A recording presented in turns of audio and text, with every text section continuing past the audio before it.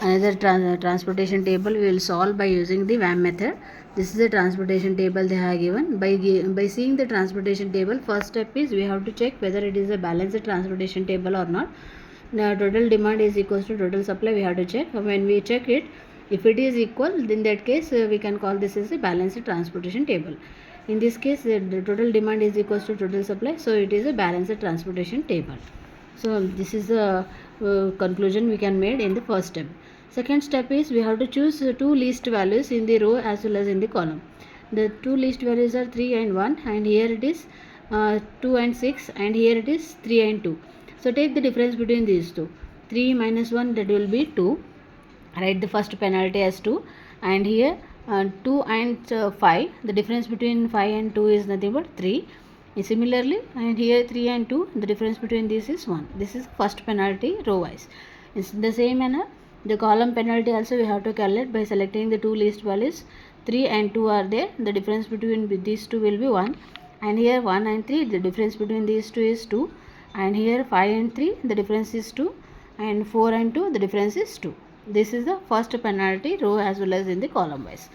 Now what you have to do is among this penalty, whichever the greatest value is there in that row or in that column, you have to select the allocation places. Here in this throughout this cell, the greatest value is 3.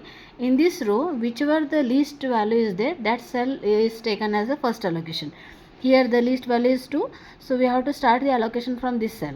So here the demand is 250 and the supply is 400.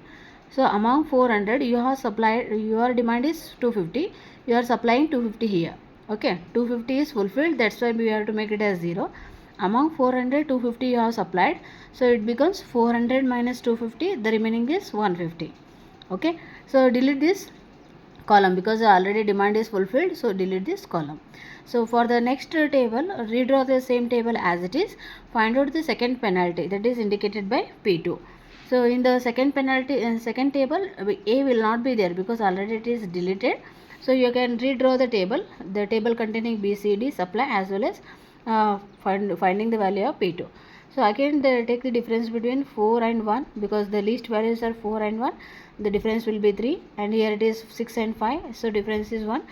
3 and 2, difference is 1. Column wise difference, 3 minus 1 it is 2, 5 minus 3 it is 2, and 4 minus 2 is 2. Among these penalties, the greatest value is 3. So select this row. In this row, whichever the value is the least value, select that allocation here. So one cell is the least value. So start the allocation from this place. Here the demand is 350 and the supply is 300. So among 350 you have supplied 300 here. So that's why it is 0.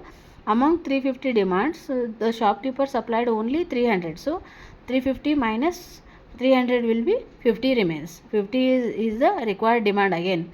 Okay, 300 is supplied, so make this as 0 and delete this row because this row is exhausted now. So make it as 0. Delete this one and make it as 0. In the next table, you have to redraw only the cell containing L, M and demand. Okay, so redraw the third table. So when you redraw the third table, it containing only L, M and the demand cell. Now calculate another penalty that is indicated by P3. Again select the two least values. Here this least value is 5, 6. So the difference will be 1 and the 3, 2 difference is 1. And the column wise 6 minus 3 it is 3, 3 minus 5 minus 3 it is 2, 9 minus 2 it is 7. Among this the highest value is 7. So select that column. In that column the least value is 2, so allocate from that cell. Here the demand is 200 and the supply is 500. So 200 demand is fulfilled from this 500, so allocate 200 here. Among 500 supply, they have supplied only 200 because our demand is only 200. They have supplied 200. The remaining supply which is there in the shop is again 500 minus 200, so it is 300 remains. Okay, since it is made as 0, delete this column. D is deleted. For the next table, it containing only B, C columns. Okay, that is here. B, C and supply, and the next penalty is P4. Again calculate the difference. 6 minus 5 is 1 and column here the row wise 3 minus 3 it is 0. Column wise 6 minus 3 it is 3 and 5 minus 3 it is 2. So the greatest value which is present in this penalty is 3. So select this column, and among this column whichever the least value is there, that is 3, allocate from that cell. 50 is the demand and the supply is 300. So 50 is supplied here. Among 300 they have supplied only 50, the remaining is 250. So since you have supplied, your demand is fulfilled, delete this row, this column. Okay, next redraw the table which containing only C as well as supply. So C as well as supply we have redrawn here.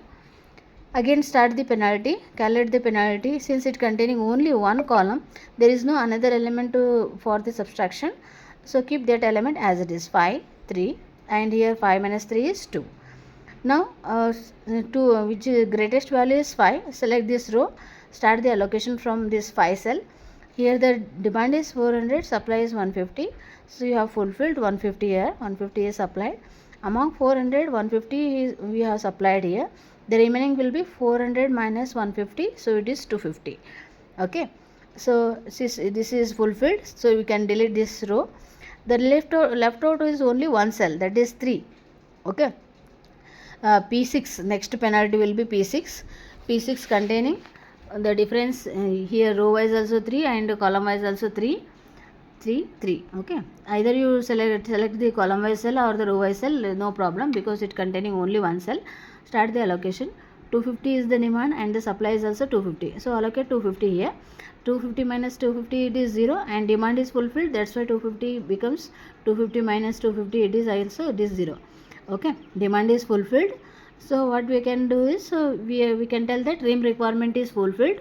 We will redraw all these allocation values in the final table. So whatever the allocation we have made in the first penalty, second penalty, third penalty, totally P6, 6 penalties, we have allocated all values in the one table. Okay, so after that we have to find out the total transportation cost. Total transportation cost will be 300 into 1 plus 250 into 2 plus 150 into 5 plus 50 into 3 plus 250 into 3 plus 200 into 2. Like this we have to add all the values. You will get the total transportation cost will be 2850. Thank you.